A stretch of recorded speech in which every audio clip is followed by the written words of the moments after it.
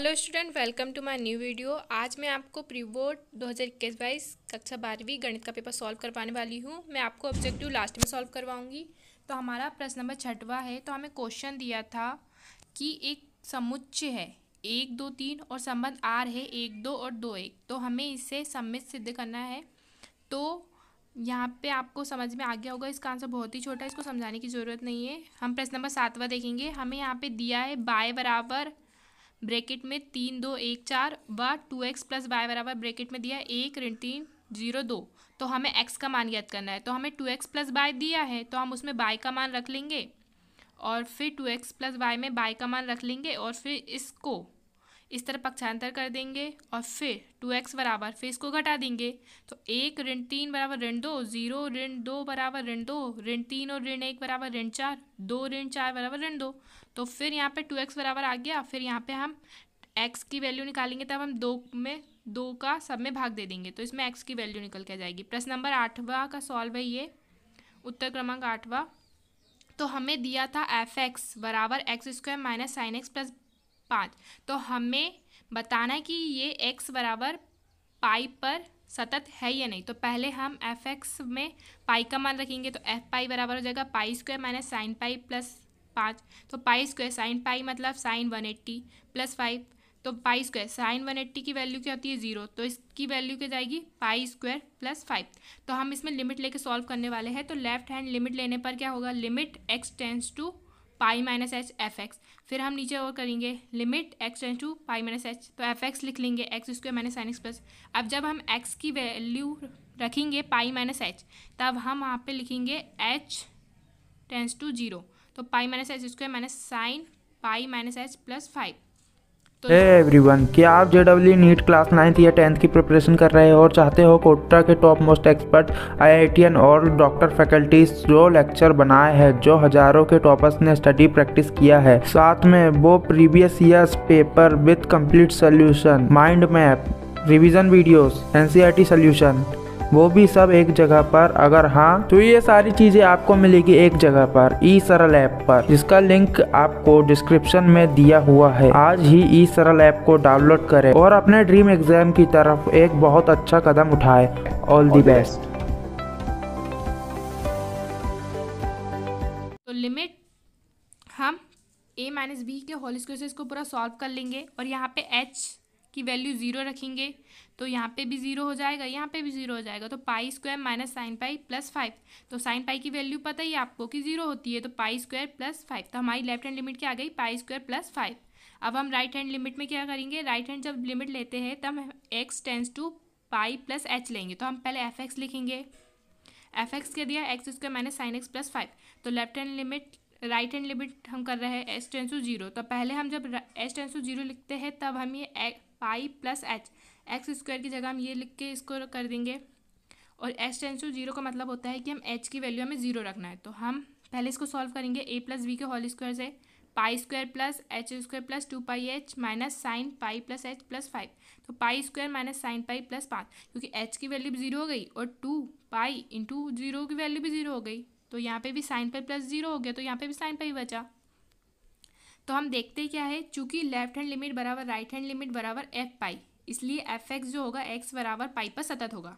प्रश्न नंबर 9वां दिया था हमें कि वृत्त का क्षेत्रफल में परिवर्तन की दर ज्ञात कीजिए त्रिज्या r के सापेक्ष, जबकि r बराबर 5 सेंटीमीटर है। तो मानव वृत्त का क्षेत्रफल a है, दिया है क्या, त्रिज्या r बराबर 5 सेंटीमीटर। तो क्या होता है, वृत्त का क्षेत्रफल का फॉर्मूला होता है πr²। तब हम इसका r के सापेक्ष अवकलन करेंगे, dA/dr बराबर 2πr। और जब r बराबर 5 सेंटीमीटर होगा तो यहाँ पे r की वैल्यू 5 सेंटीमीटर रख देंगे, तो dA/dr हो जाएगा 10 पाई।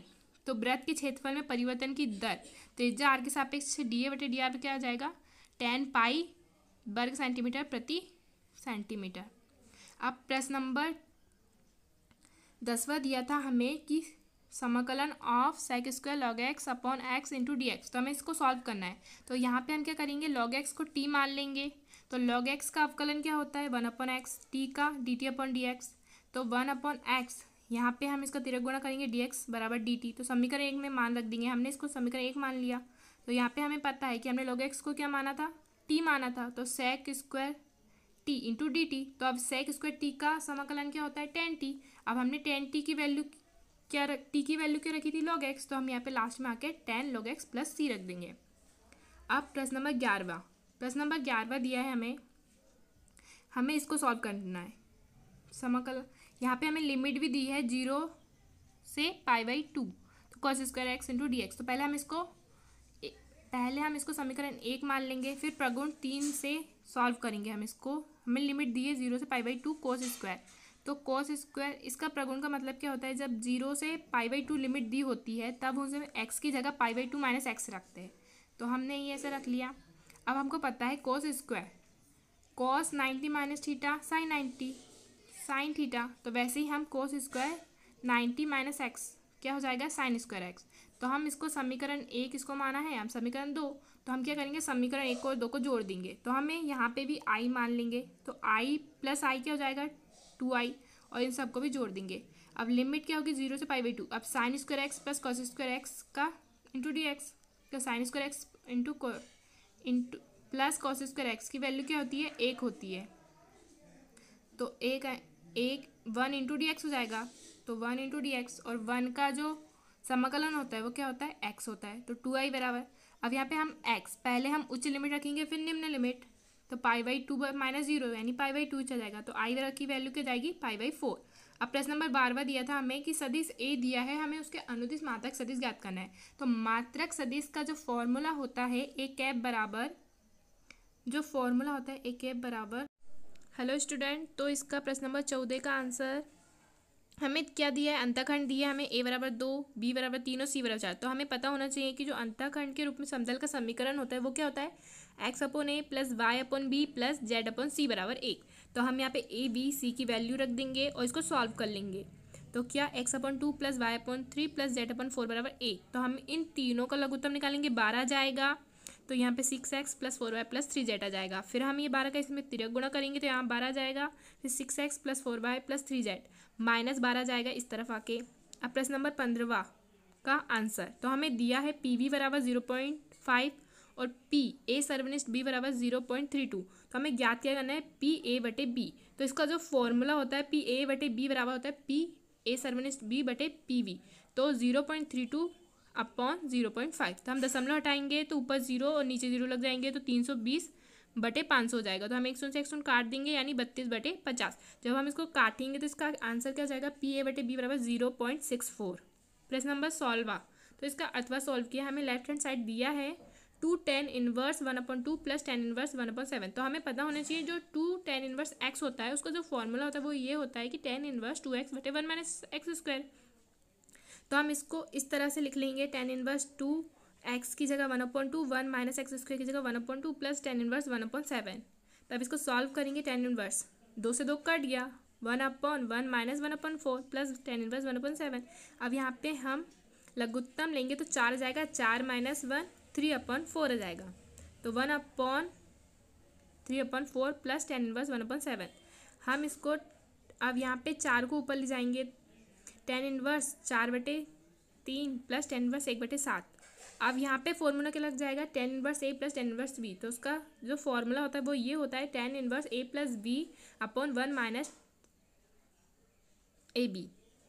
तो हम यहाँ पे a की जगह 4/3 और b की जगह 1/7 ले रहे हैं, तो 4/3 धन 1/7 बटे 1 ऋण 4/3 गुणित 1/7। अब इसको सॉल्व करेंगे, इन दोनों का लघुत्तम 21, 7 × 28, 3 7 3 एकम 3 बटे 1 ऋण 4/21। तो हम यहाँ पे और सॉल्व करेंगे इसको, tan इनवर्स 31/21 से जाएगा और यहाँ पे 17/21, तो tan इनवर्स बराबर 31/17। तो हमें यही लाना था, तो प्रूव्ड हो जाएगा ये राइट हैंड साइड। अब हमें प्रश्न नंबर 17 दिया है कि यदि आपको एक आव्यूह दिया है A और एक आव्यूह दिया है V, तो हमें इसे सिद्ध करना है AB डैश बराबर B डैश बराबर A डैश। तो पहले हम AB निकालेंगे, यानी इन दोनों अवयवों का गुणा करेंगे। तो क्या होगा, पहली पंक्ति के अवयवों का गुणा दूसरे अवयव के पहले स्तंभ से भी होगा और दूसरे स्तंभ से भी होगा। तो इसको सॉल्व कर लेंगे हम। तो पहले 2 ऋण 8 3 दूनी 6, फिर हम इसी पंक्ति का गुणा दूसरे अवयव के दूसरे स्तंभ से करेंगे। तो 3 ऋण 10 धन 3, फिर यहाँ पे दूसरी पंक्ति का गुणा पहले स्तंभ से यहाँ पे, फिर दूसरी पंक्ति का गुणा दूसरे स्तंभ से भी। तो ऋण 8 धन 8 धन 10, ऋण 12 धन 10 धन 5। अब इसको सॉल्व करेंगे, 6 2 8 हो जाएंगे, ऋण 8 और धन 8 और ऋण 8 0, 3 और 3 6, 6 ऋण 10 ऋण 4, यहाँ पे धन काट और ऋण काट कट गया, बचा 10, 10 5 15, 15 में से 12 गए 3। अब हमें ए बी डैश निकालना है, मतलब जो दिया है, जो पंक्ति दिया है उसको हम स्तंभ में बदल लेंगे तो ए बी डैश निकल जाएगा। तो हमने इसको समीकरण 1 मान दे दिया। अब हम जो हमें ए दिया था, आव्यूह ए दिया था, हमें उसका डैश निकाला है, मतलब जो पंक्ति दी थी हमने उसका स्तंभ बना लिया है, तो ए डैश बन गया। बी डैश में भी ऐसे ही हुआ, जो हमें स्तंभ दिया था हमने उसकी पंक्ति बना ली, तो हमें बी डैश इंटू ए डैश ज्ञात करना है। तो पहले बी डैश इंटू ए डैश। अब इसको इसमें क्या होगा, पहली पंक्ति का गुणा क्या से होगा, दूसरा अवयव के पहले स्तंभ से भी होगा, दूसरे स्तंभ से भी होगा। ऐसे ही हमने सॉल्व किया तो क्या आ गया, 2 ऋण 8 धन 6 ऋण 8 धन 8 10। तो क्या हुआ, आ गया हमारा 0 10 ऋण 4 3। तो समीकरण 1 व 2 से हमें क्या दिख रहा है कि लेफ्ट हैंड साइड बराबर राइट हैंड साइड, जो हमें प्रूव करना था। अब प्रश्न नंबर 19वां, यहाँ पे हमें दिया है उद्देश्य फलन z बराबर 3x + 4y। रेखिक प्रतिबंध दिया है x प्लस बाय बड़ा या छोटा या बराबर है 4 और x बड़ा या बराबर है 0 से, बाय बड़ा या बराबर है 0 से। तो सबसे पहले रेखा x प्लस बाय बराबर 4 खींचते हैं। x बराबर 0 रखेंगे तो बाय की वैल्यू हो जाएगी 4, बाय बराबर 0 रखेंगे तो x की वैल्यू हो जाएगी 4। अब असमीका x प्लस बाय बड़ा या छोटा है 4 में 0,0 रखते हैं, तो 0 + 0, तो 0 छोटा या बराबर होगा 4 से, जो कि सत्य है। तो इसमें क्या होता है, अतः अद्यतन मूल बिंदु की ओर स्थित होगा, क्योंकि जो 0 है वो 4 से छोटा होता है, तो ये सत्य हुआ। इसलिए संभाव्य क्षेत्र प्रथम चतुर्थांश में होगा, क्योंकि x जो है वो 0 के बराबर है या फिर बड़ा है, यानी बड़ा है मतलब 1 2 3 4 5 हो सकता है। तो इसलिए क्षेत्र ओ ए बी ओ सभी असमय को संतुष्ट करता है, अतः ये संभाव्य क्षेत्र या सुसंगत क्षेत्र है। हम इसे आगे देखेंगे तब आपको समझ में आएगा कि हमने ऐसा क्यों लिखा है। तो इस संभाव्य क्षेत्र के कोणीय बिंदु 0 0 0 0 ओ 0,0 ए 4,0 बी 0,4 है। तो हम यहाँ पे पहले डायग्राम बना लेंगे। पहले हमने देखा कि हमने x की वैल्यू 0 रखी तो y की वैल्यू 4 आई, तो हमने यहाँ पे बिंदु बना दिया। हमने y की वैल्यू 0 रखी तो x की वैल्यू 4 आई, तो हमने यहाँ पे बना दिया। तो हमने फिर एक रेखा खींच दी। अब मूल बिंदु किस तरह होगा, मतलब ये मूल बिंदु इस तरफ हम डैश डैश करेंगे 0,0। अब कोणीय बिंदु जो आए हमारे, तो इसका देखो यहाँ पे ओ ए बी ओ ये संभावित क्षेत्र बना जो हमने ऊपर लिखा था। अब कोणीय बिंदु जो आए हैं और उद्देश्य फलन जो दिया है 0,0, यानी कि जिस फलन है उसमें हमें 0,0 रखना है। 3 × 0 + 4 × 0 बराबर 0, 4 × 4,0 है। तो इसमें पहले x की वैल्यू 4 और y की वैल्यू 0 रखेंगे तो 12, तो b 0,4 z 3 × 0 + 4 × 0 4 16। तो स्पष्ट है z का अधिकतम मान क्या है 16 है, जो कि कोणीय बिंदु b 0,4 पे है। तो इसका आंसर हो जाएगा उत्तर क्रमांक 20। हमें लेफ्ट हैंड साइड दिया है सारणिक में 1/, ये देख लीजिए। पहले हम संक्रिया लगाएंगे R1 R2 R3 में से क्रमशः a b c उभयनिष्ठ लेंगे, a b c उभयनिष्ठ लेंगे तो जहाँ a नहीं है वहाँ अपॉन में a लग जाएगा। सॉल्व कर लेंगे। फिर संक्रिया क्या लगाएंगे R1 में क्या होगा R1 + R2 + R3। तो हम इन संक्रिया R1 + R2 + R3 लगाएंगे, तो हम इन तीनों को जोड़ लेंगे, फिर इन तीनों को जोड़ लेंगे, फिर इन तीनों को जोड़ लेंगे, और फिर R1 में से 1 + 1/a 1 + 1/v + 1/c उभयनिष्ठ ले लेंगे, ये निकल जाएगा। तो अब ये बचेगा। फिर हम संक्रिया लगाएंगे C2 में C2 - C1 और C3 में लगाएंगे C3 - C1। फिर हम सॉल्व करेंगे तो यहाँ पे 1 0 0 1। फिर हम इस सारणी का मान ज्ञात करेंगे किसके सापेक्ष, प्रथम पंक्ति के सापेक्ष। तो एक 0 का तो 0 0 होगा, लेकिन 1 का क्या होगा, 1 और 0 आएगा, 0 1 आएगा, तो 1 1 × 1 1 - 0। तो इससे प्रूव हो जाएगा। राइट हैंड साइड आ गया हमारा। उत्तर क्रमांक 1 पे इसके दिया है x बराबर a theta + sin theta, y बराबर a 1 - cos थीटा। तो x बराबर a theta + sin theta, theta पहले x बराबर a थीटा + sin थीटा। अब थीटा के सबसे अवकलन करेंगे तो dx/d थीटा। अब थीटा का क्या हो 1 और sin थीटा का cos थीटा। फिर y बराबर a कोष्ठक में 1 - cos थीटा। तो फिर इसका थीटा के सापेक्ष अवकलन करेंगे dy/d theta, a theta + sin theta, theta के सापेक्ष अवकलन dy/d थीटा, तो a sin थीटा आ जाएगा। तो हमें dy/dx ज्ञात करना है, यानी कि हम इसका इसमें भाग दे देंगे, dy/dx आ जाएगा हमारा, थीटा से कट गया। तो तो ए साइन थीटा बटे ए वन प्लस कॉस थीटा।